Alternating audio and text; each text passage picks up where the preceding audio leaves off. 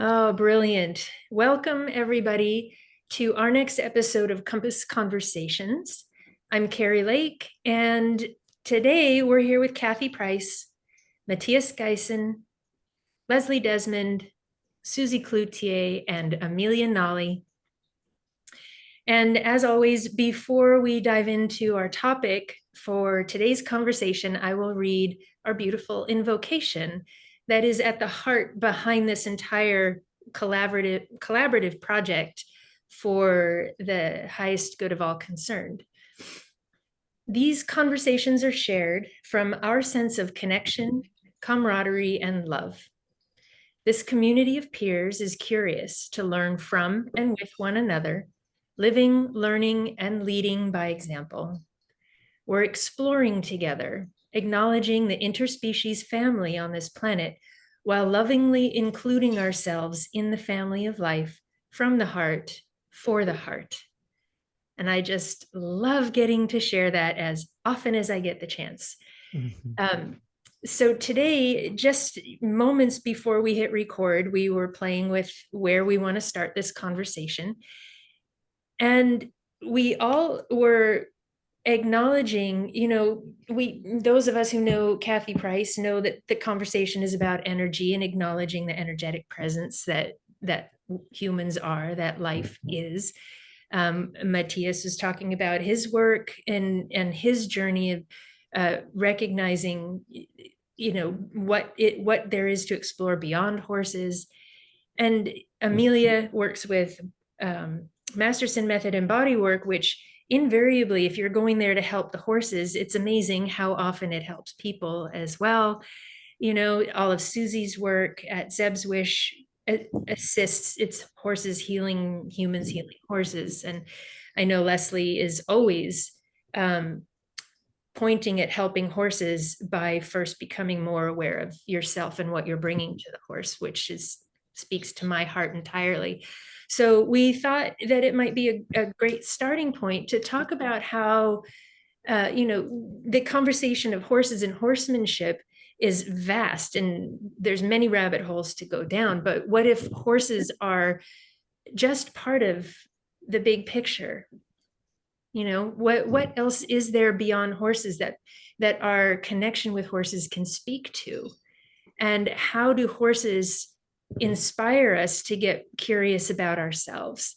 Maybe that's a starting point for our conversation. And of course, it's going to go wherever it goes, which is really the magic of all of this. And I can't wait to hear from each of you. I think I'm first going to hand the mic over to you, Matthias, because you spoke to that very directly in you sharing your work of, horses just being an aspect of the big picture. So would you like to share your thoughts and just sort of open things up for us in that light? Okay, so first of all, I would like to thank you for the invitation that I can join the podcast. So thank you for this. And so, yeah, I do think for one of the biggest problems, I think these days, in the people who work with horses is that we really see it from a too narrow perspective. So that's also one of the reasons why for a little while that I really tried to focus on a different chapter of my life, that I was focusing on something really without the horses, because sometimes I just felt too limited in the things that I really wanted to explain people. So now, only just like a couple of months ago, I came back to the horses because I did find a way to really explain it just with a different type of approach. But I do think it's from a very big importance to really make a connection. Like, how do we really live life, our daily life, and how can we really draw this line in our connection with horses? And I think it's very important to really see this connection, because otherwise it's going to be very difficult to really go to a deeper layer in really connecting with them. So I completely agree that it's one of the most important things to really, in my opinion, really understand in our work with ourselves, but also with the horses. I am with you 100%. I mean, we are the humans touching, handling, being with, working with horses, and so often people don't even realize that they're excluding themselves from that relationship, like trying to put something to the horse or on the horse or get something from the horse, without really embracing themselves with the same kind of compassion or love or dedication. And Kathy, do you have anything Well, right there? yeah, I mean, as soon as we started talking about this, the word teacher came into it, in that for me, the horses are the teachers. And I totally hear what you're saying as well, Carrie, about not to lose ourselves in that equation, if you like. But for me, personally, the horse took me to energy. I mean, that was literally over a weekend 21 years ago. I went in the scientist and I came out, I had no idea what I was, but all of my perceptions and all of my previous beliefs had changed completely. I was completely confused, and it's taken 20 odd years to sort of get to some idea where I'm at. So they are my teachers. They are the ones that have led me here.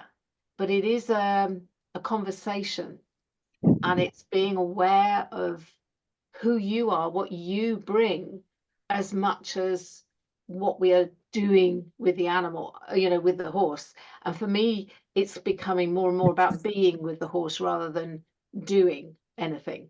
And that has been very deep, and especially at the moment, because both my horses have decided to have different little things going on, that, oh, I've got a bopper here and I've got another bopper there, which is, it's almost like they're going, okay, now where are we going now? Because we can't do anything. We're going to be with you. And for me, it's about congruence. It's about how I bring my energy to them, how I stand beside them and listen to them and see what resonates back. I mean, I've got so much information from them, in that just sitting quiet with a book open and all of the words come through, and I just sit there, and I don't know, when I'm sitting with the horse, is it they are giving me the information, or the very fact that I sit there in a certain mindset because I'm quiet and and everything is let loose, those thoughts can come to me. So they're the facilitator to that process. And it doesn't matter which way it is, but me being me, I always want to know how and why, because that's the scientist in me, that's my modus operandi. But yeah, so I just see them as these beautiful sounding boards of how we can recognize ourselves, how we can let go of so many constructs that we are taught. You need to be this and you need to be that. No, you don't. And it's not about losing yourself. I really hear what you say, Kerry, that we are just as, I'm going to say, important. We are can't think of the word, but a part of the equation, a necessary part of the equation between the two of us. So I have no idea if what I've said just made sense, but I just believe they are these beautiful teachers, should we be still enough to listen. Kathy, I so love that, and I so resonate with that now. So I grew up in this, 3-day eventing, horse show, horse training, I think the latest natural horsemanship comment was like benevolent overlord or leader, some sort of comment like that. And I always thought it was such an interesting thing that that we kind of are like driving having animals that are companion animals, which is what we do here, has been so beautiful, because it's helped me get in touch with what my true motivations are. And so getting in touch with myself, and then, also being really honest with myself about what is my motivation in this scenario, whatever that might be, right? If any of my interactions with the animal is what is my real motivation? I can have this thought in my head that, some benevolent thing, but somewhere deep down, there's some kernel that may not be authentic, right? There's some kernel there of me wanting something to happen. And I love the fact that you're just like, my ponies have given me, they're like, I have this issue and I have that issue. So you're going to sit and read with me. And all of the information, due to our stillness, is going to come in to this world that we're sitting in right now and make it self-aware. And I love the fact as a scientist, right, I'm always like, how did that happen? How do you make, how does that toaster work, right? And so this helps us. I think it really helps us get in touch with the fact that, sometimes we'll never know how the toaster works. It just does, and it's perfect. I was having a conversation with a small group of people yesterday about the human sort of default setting of dominating, to the degree that most people don't even realize, that the training methods that are dominating, largely because we tend to go through the world dominating ourselves before we even get to the horse. And so we were playing it with a great subtlety yesterday of literally these people were in the saddle, they were riding, but just going for a walk with your awareness organized to notice, like Kathy was just saying, if you're going to, or no, Susie, you were just saying, if I'm going to ask my horse to turn, why? If I'm going to apply my leg, where does that come from? And are the thoughts from a partnership, for example, of, oh, I'm so curious of what's in that barrel, let's go check it out. That is one motivation, not to say that that's the correct one, but it's different from a motivation of, okay, people are watching me and now you should probably bend around this turn, so I'm going to pull here and I'm going to push there.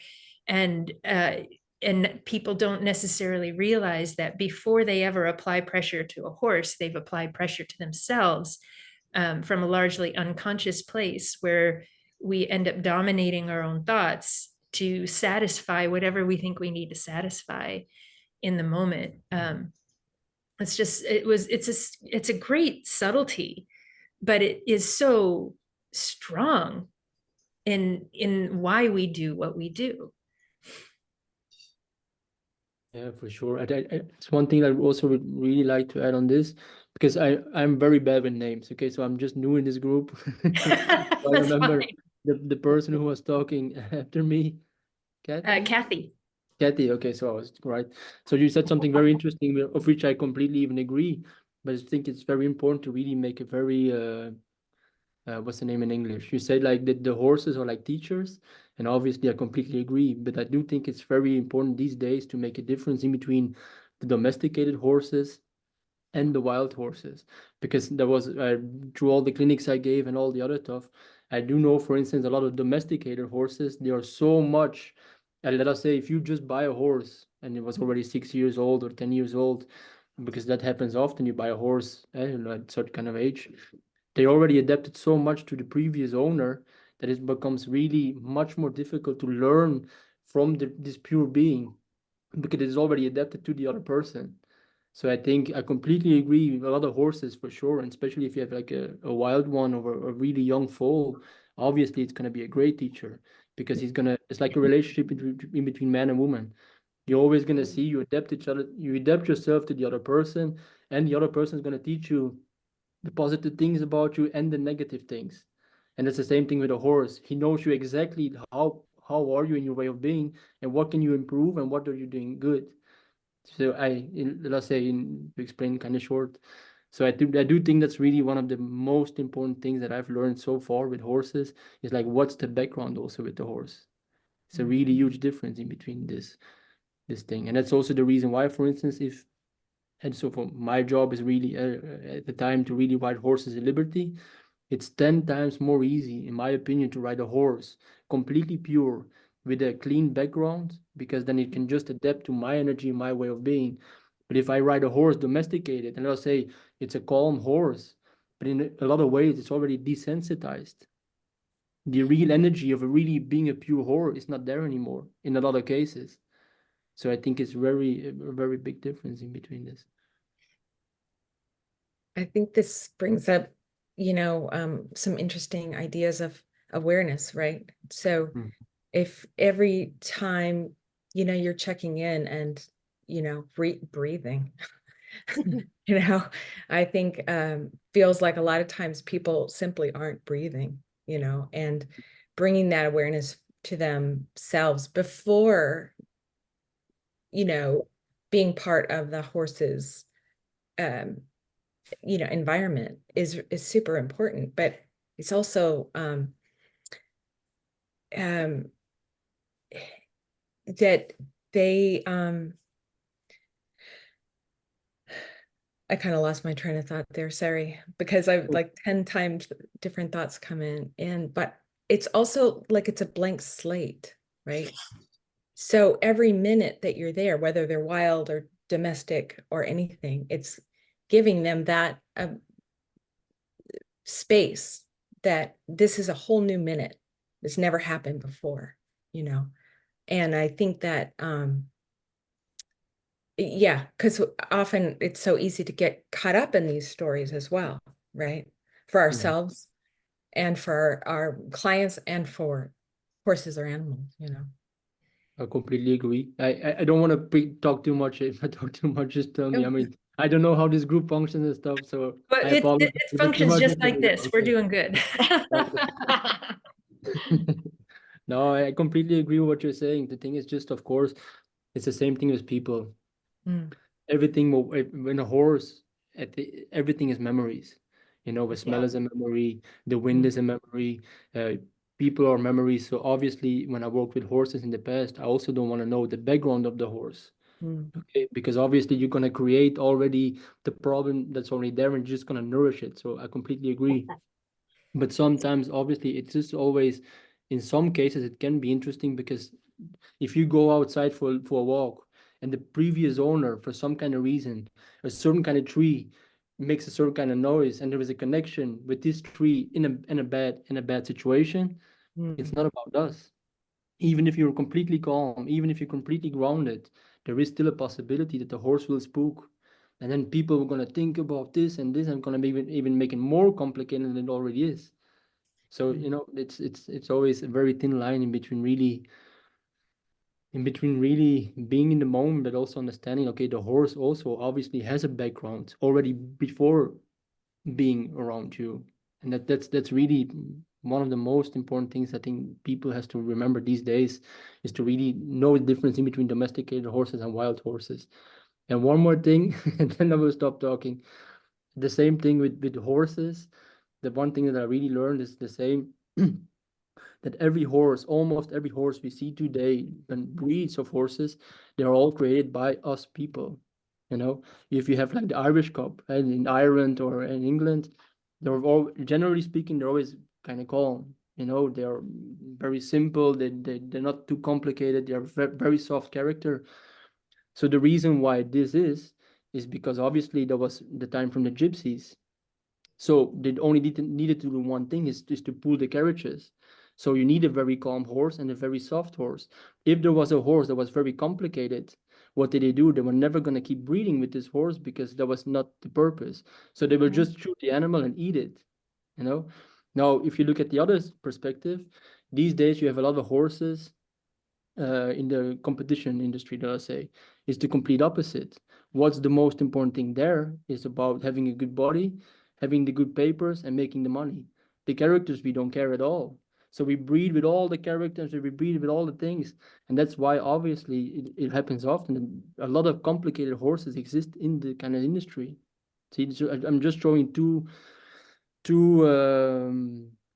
different extremes. And that's one more thing about this. I show you Irish Cups. I show you now something about the dressage horses. But like this, you have a lot of characters. Breeds horse for horse bred for specific reasons. So now if we buy, for instance, a horse and we want to do liberty kind of work, so you really need to have a horse that's focused and needs to have a connection. But if this horse was bred to really focus on something else or have a different kind of purpose, then it's going to be 10 times more difficult to really get to the same goal with this type of horse. So it's very important, like if you get a horse, like what's his background, what's his character, and you have to adapt to this way of being.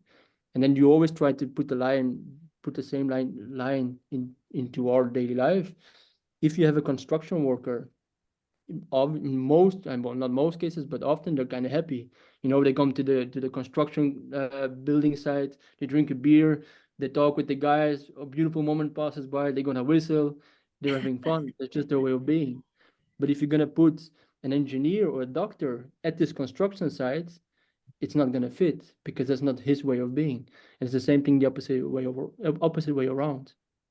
So I think it's one of the most important things is really understanding the character you have in front of you and really try to work with this and not wanting to change his way of being or their way of being. Thank you, Matthias. That brings up a question to me that seems so potent.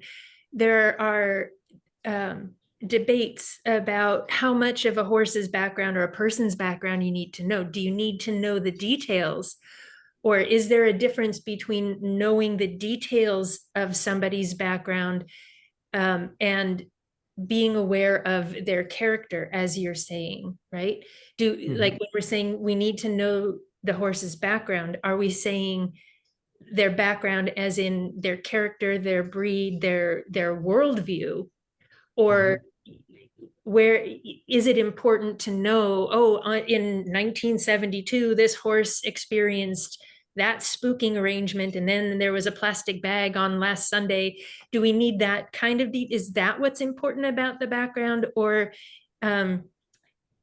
what's the difference between knowing the details of somebody's background and knowing and being aware of their character, as I hear you pointing to right there? And Leslie, I wonder if you've got any thoughts brewing in there yet. And if not, then that's cool. Unmute yourself and chime in anytime. But that to me seems like a really interesting exploration is, do we need the details of their background, or do we need to be open to their character and worldview? And is there a difference?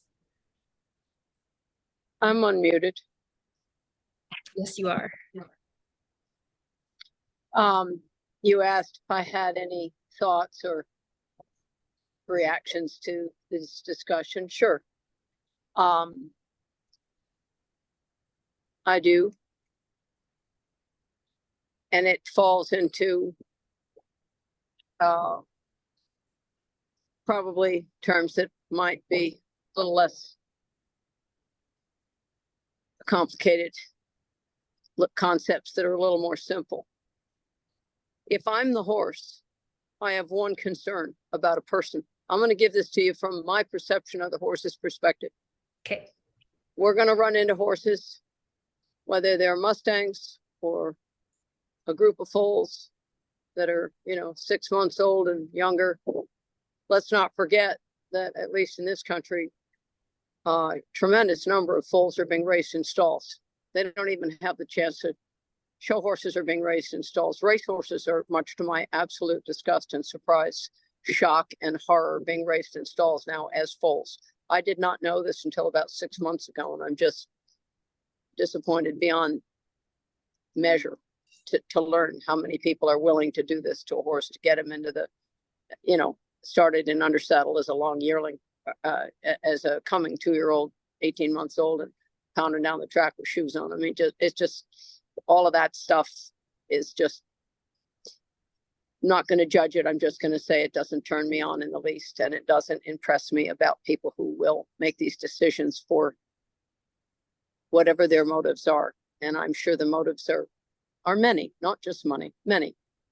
Culture, family, need work, 4 kids at home. All you know is horses. Goes on, doesn't matter. But my point is, whether it's a colt raised like that, or a Mustang that the BLM will sell you now for $25, not $125, or something you picked up at the neighbors because they needed a place to put their horses. It doesn't matter. Any age, any breed, any discipline. It really doesn't matter. Any horse is going to want to know one thing and one thing only when it gets down to survival. I'm not now talking about, where's the cookie? Where's the treat? Or, oh gosh darn it, I see those dogs. I can't mute. I muted myself because these dogs are not mine. They just got dropped off here and I sat down. So that's all right. Is that okay? Okay, I apologize. No worries. So from a horse's perspective, in the final analysis, they want to know one thing. And I do believe this. If you want to get along with a horse and you want your investment of that time to be as enjoyable, unconfronted, low risk to both, pleasurable. You need to know where you want the feet, in what sequence, at what speed, and when. And that sounds very simple, but the horse who's pulling a carriage or running a race or cutting a cow or taking grandma down the mailbox, that horse only needs to know, are you sure where you want my feet? At what speed, in what sequence, and when? And when we start getting more complicated than that, it's the same thing I feel when I'm in an airport and I'm in way too many of them, or a subway or a bus, and I'm in way too many of those a year. I want to make sure that the people around me know where my feet are. And I want to make sure that I know where their feet are. I don't weigh very much and I'm not very tall. And if the bus is careening around a corner, or we have other types of things, I've been in 1 or 2 airport stampedes, one actually in Heathrow when they had to clear the airport alarm, and you know, the flight attendants from 50 airlines were whipping off their high heels and slamming down the thing in their stocking feet, going out in the street. I mean, it was a stampede. It's the only human stampede I've really ever been in, and it was frightening. But I want to make sure I know where to put my feet. I want to make sure that they know where they're putting their feet. And I don't think it's any different for a horse. And I think when we start getting it more intellectual, more academic, we start falling into judgment patterns about whether that horse was fairly treated. It hardly matters whether he's fairly treated if he's out of control. It doesn't matter. His history doesn't matter.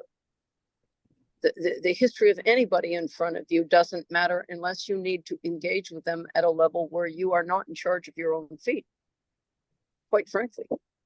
And I think if we're really talking about the flight or fight potential for every flight animal, whether we're talking sheep, goats, elk, zebras, horses, any of it, the most important thing for them is to be able to move, or to decide not to move, to fight, or decide not to fight. And those decisions have everything to do with the kind of awareness that the people in their backgrounds have had about their ability to function in our world with us. I mean, horses have been domesticated in one fashion or another for thousands of years. And you can see in any of the history books, any of the real history books that are out there, and I don't mean written to be history books, but books that were contemporary in the 17 and 1800s, for example, when our American agriculture was populated by people who were against their will, forced into service of many descriptions, not just Black. There were plenty of Irish and plenty of Germans, plenty of Italians and plenty of Swedes that were the equivalent. I don't mean in some of the same ways, but absolutely, absolutely suffering. And suffering in some similar ways, some dissimilar ways, and there are people suffering today. But when it came to pre-industrial conditions, anybody who had anything to do with a local or regional economy understood about horses. And kids were handling horses. Kids were plowing fields. It wasn't a matter of, do I kick him on the right or do I kick him on the left? It wasn't a matter of how big is this bit. It was a matter of, does the horse know where I want his feet? And it was in that way a lot simpler. We were in much simpler times. The aggrandizement of the human ego motivates many people to be in horses who are completely unqualified to even halfway get out of a chair on their own feet, frankly.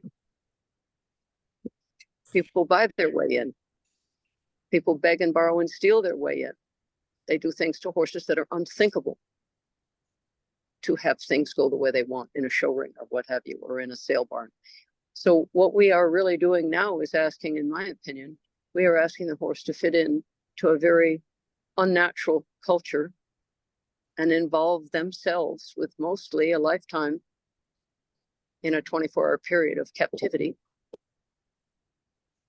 and very sudden moments, sudden and unexpected moments of high demand on their physical and mental capacities, and then go back in your box. And I think that to deny that is to not be aware of enough things that are affecting horses.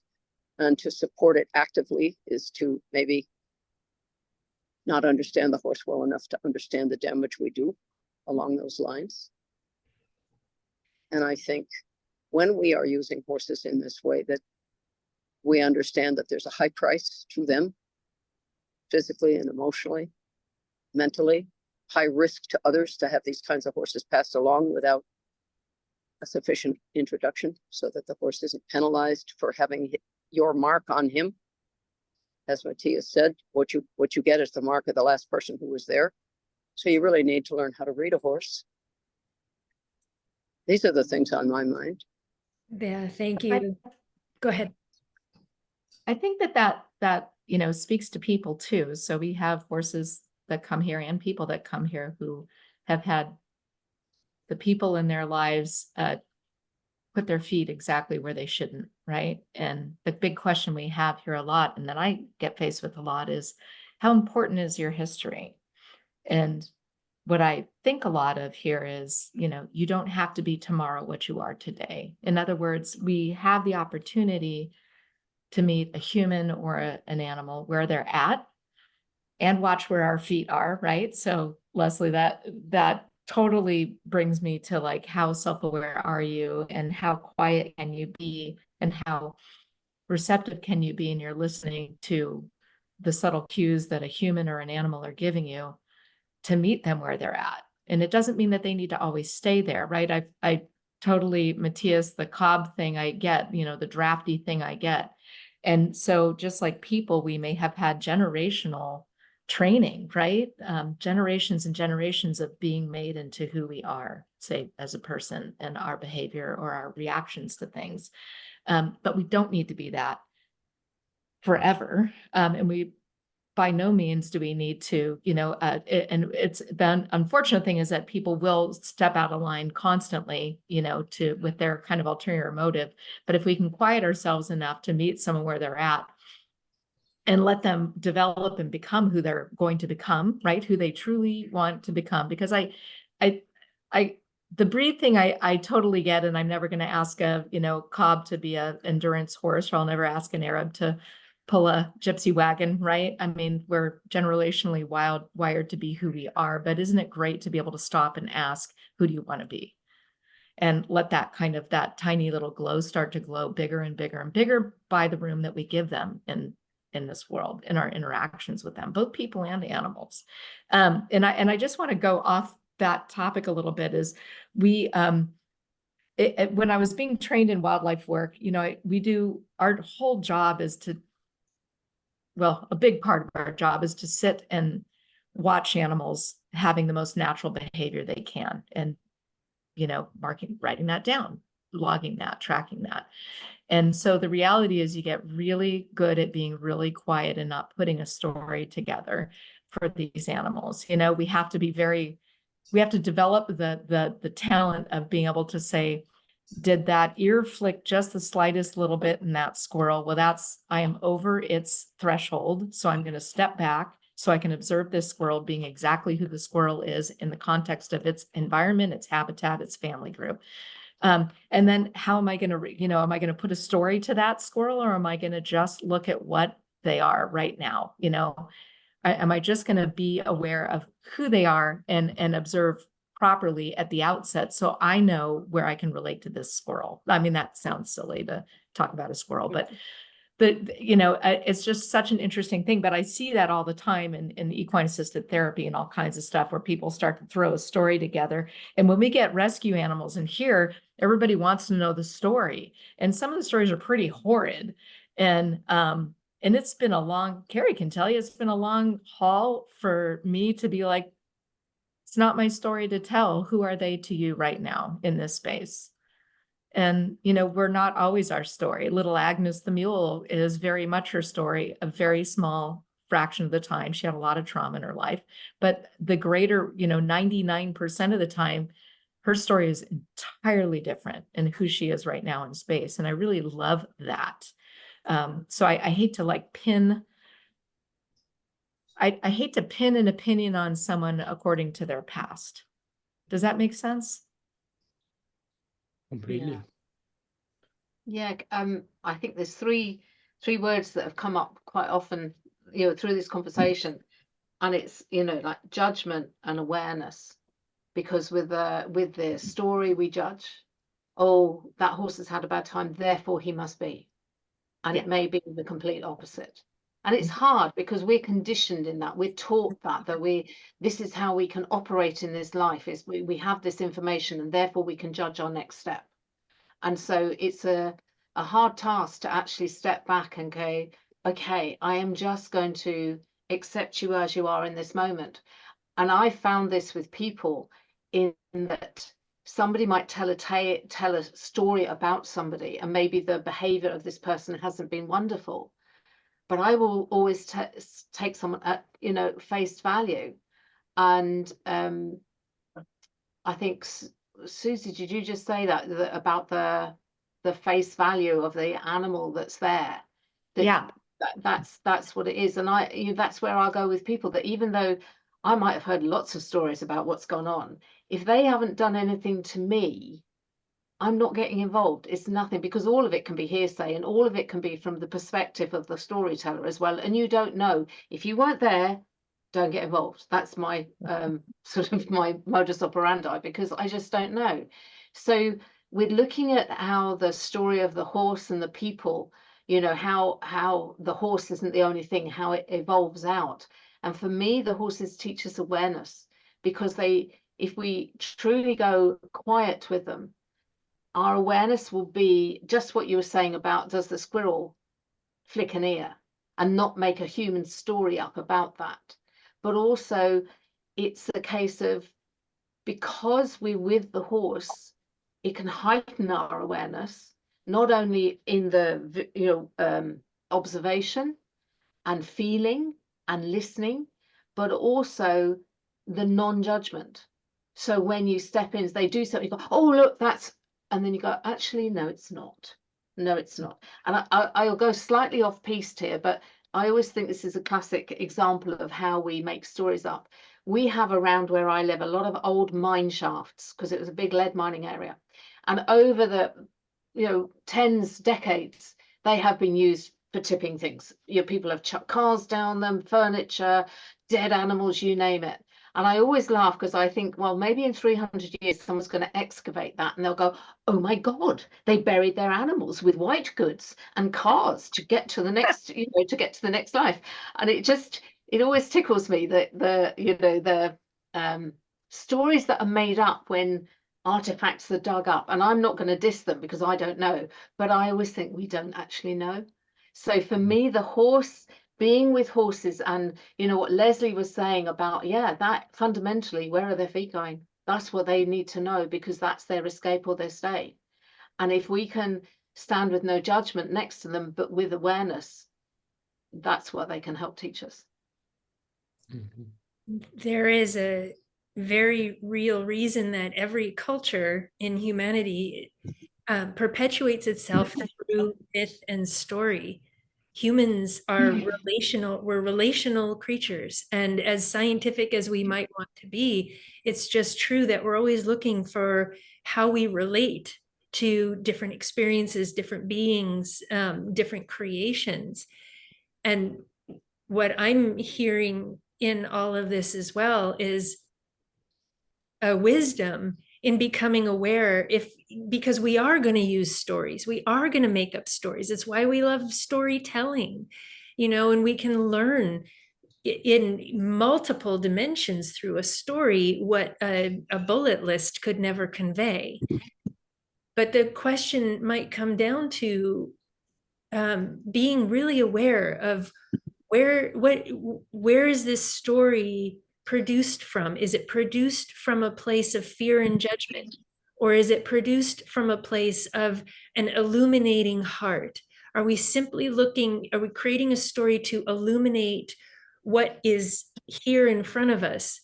Or are we creating a story to perpetuate an agenda or an opinion? I use opinion and judgment interchangeably. Because judgment and discernment are two different things. So when people want to convey an agenda or have influence on the minds and hearts of others to pull them in a certain direction, then I would say those are the stories created from judgment or opinion of the past or of a potential future. But when we create stories from a heart to illuminate wisdom, to illuminate clarity, to create space for true relationship, then that to me is really truly coming from a place of the heart, and where we can actually facilitate the self-empowerment and the learning of others without telling them what to learn. It's giving them space to see who's in front of them and learn about themselves, rather than telling them this is who's in front of you and this is how you're going to look at it. And I think this is perhaps the best use of story and awareness, is illuminating, creating the space for self-illumination.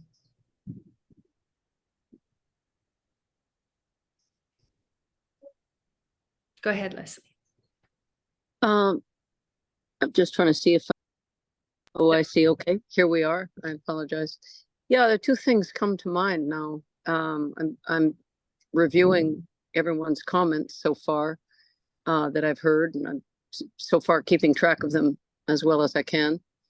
There are two things that come to mind, and it's the importance of leaving the horse in the horse. And very often, what a horse really is and what a person can really appreciate about who that horse really is are two very different things. We talk about wild horses or undomesticated horses. There are not a whole lot of people that are really comfortable around that group, particularly if you don't have a stout fence and a good way of handling them, or they learn to pull away, or you can't tie them. I understood what Matthias was talking about, I believe, when he said it's nice to be able to ride a wild horse without equipment, but there are not too many people going to do that. And so because of that, that would be more the exception than the rule. And then the stories that are created around the horses that people have tried to do that with and failed, and there are many of them. I know some of these horses. They are occasionally brought to me. What do we do with this one? I'm not trying to sound like I'm, some fancy trainer of any kind, but I do get a lot of horses that are going to go to a place that's maybe a lot worse soon.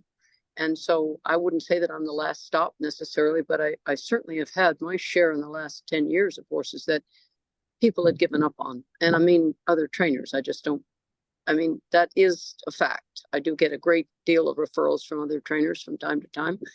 And most of them are the product of people who don't, and I mean trainers and well-intentioned first timers and old timers and every other kind of person who's involved. I can't really generalize too much, but I would just say that it is across the boards the result, in my view, and it gets down to self-esteem, human self-esteem, and human lack of discipline. Because if you don't think before you speak, you're probably not going to think before you act. And you certainly, if you don't think before you speak and act, you're not going to think before you judge. A horse, another person, another action, pigeonhole something with a title and dispense with it. This is where the smallness of our natures comes in, and it comes from, I think, a weakness, a categoric weakness, suppression of curiosity. What would happen if I let that person be who they are? What would happen if I didn't need to train this horse in 60 days?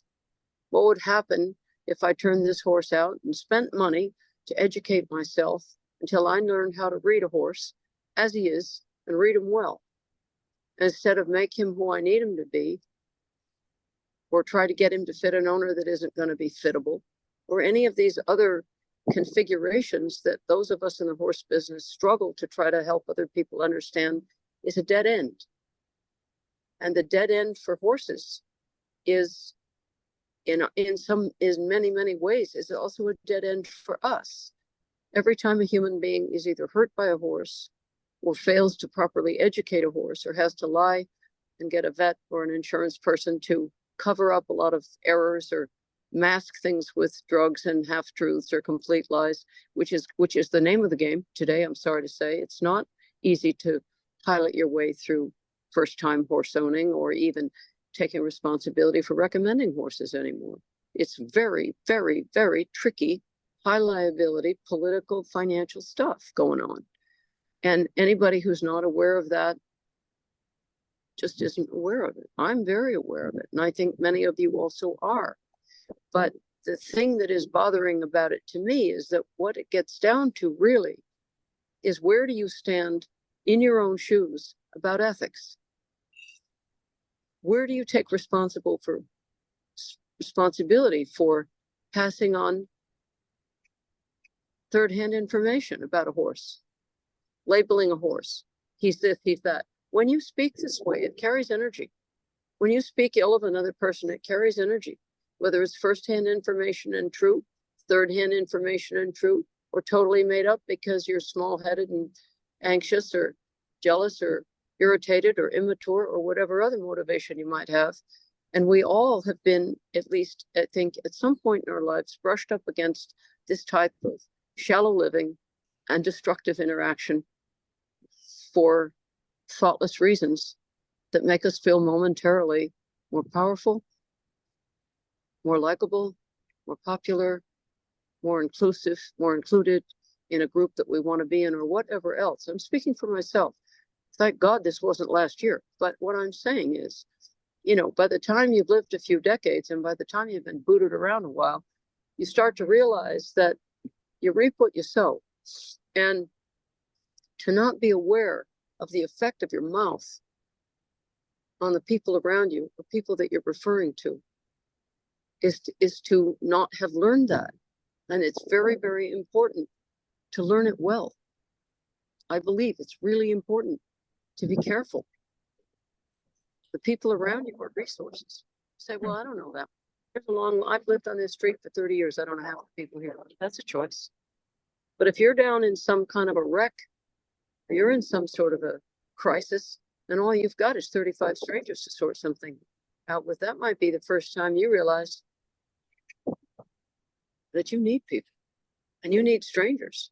I'm not talking about who you're fortunate enough to meet if you have to call 911, or if somebody smashes your car and you get a nice officer to help you out. I'm not talking about that sort of good luck. I'm talking about real resourcefulness and real inner reserves of a strong, strong relationship to the core values that you hold in yourself. And what I've told students of mine, and what I've done myself, is take a piece of paper and draw a line right down the middle and put on the top of it the things that you like about yourself, the things that you don't like about yourself. Under the things you like about yourself, things you love about yourself, and the things that you detest about yourself. And to have a good hard look at that piece of paper is the beginning of being accountable to your fellow man and woman and your animals, ultimately to yourself. And that's about all I have. Well, thank you, Leslie. Thank you.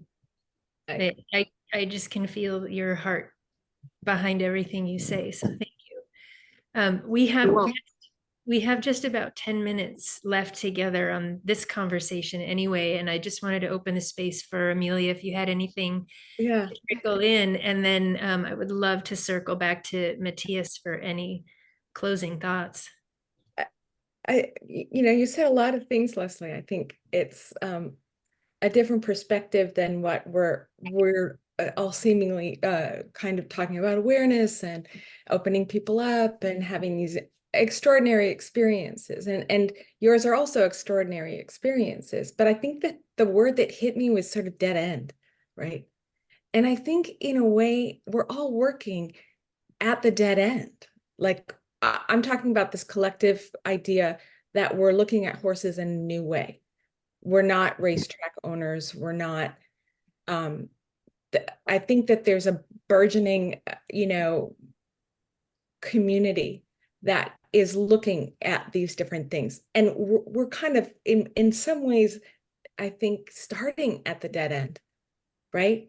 And then finding a new opening, a new version. And I can't help but think that we have to make stories as humans. We have to. It's the way we understand things. It's the way we categorize things. It's the way we make it sense in our brain. And that's okay. But the story can change.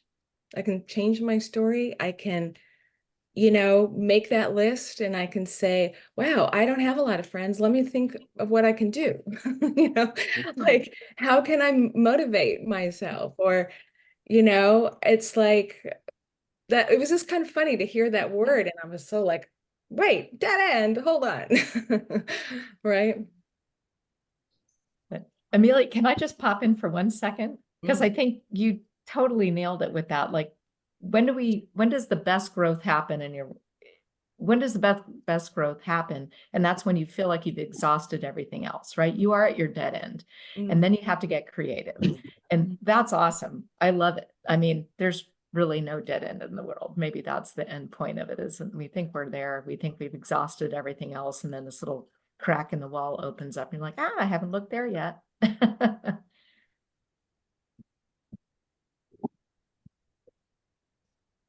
I know for myself, I have needed and I absolutely cherish every rock bottom I've hit in my life.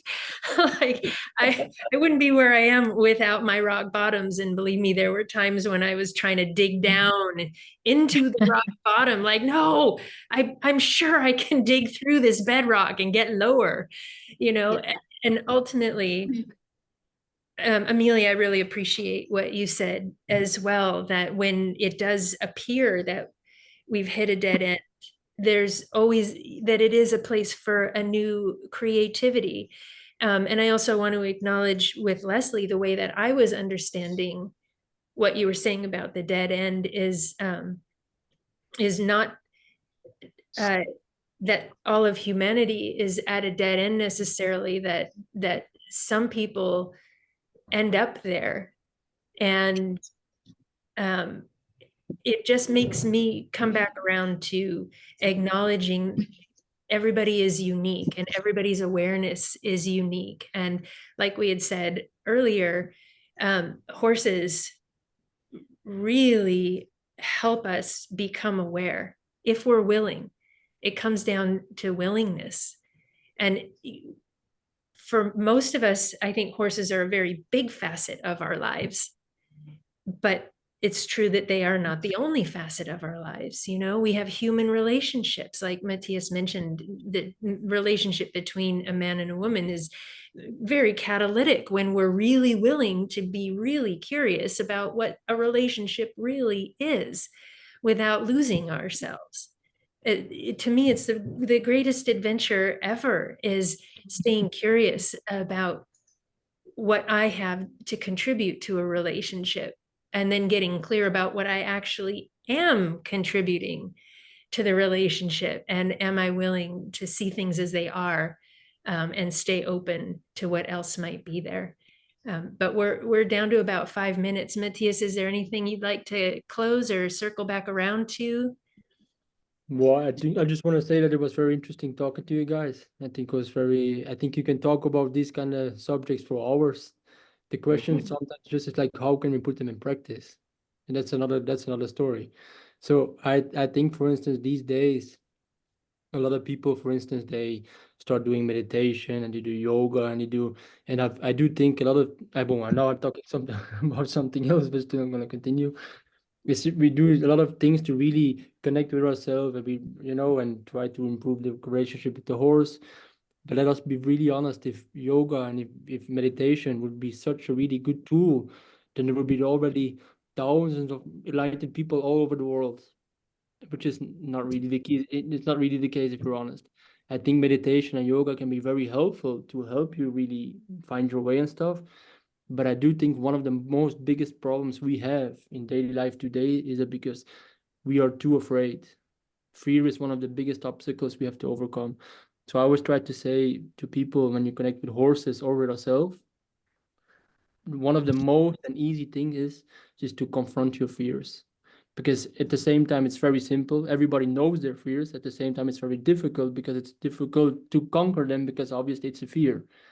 But if you're able to really find your strength to conquer those fears, inside you will feel 10 times calmer, more connected with yourself, and it's going to be a huge tool to really develop in different directions. So if I can say something to keep it short, these days a lot of people we talk, which it can be very good because it can give insights, but if you don't put them in practice, it's kind of difficult. So that's the good thing. I know now people listen at home, probably nice cozy with a cup of tea and a blanket and a sofa, but it's about leaving your comfort zone. That's one of the most difficult things. And how do you leave your comfort zone? Is that facing your fears. Like, to give one little example about me, for instance, I have a big fear at the past of swimming in a lake or in the ocean, thinking something is going to grab me and it's going to be. So how do you solve this?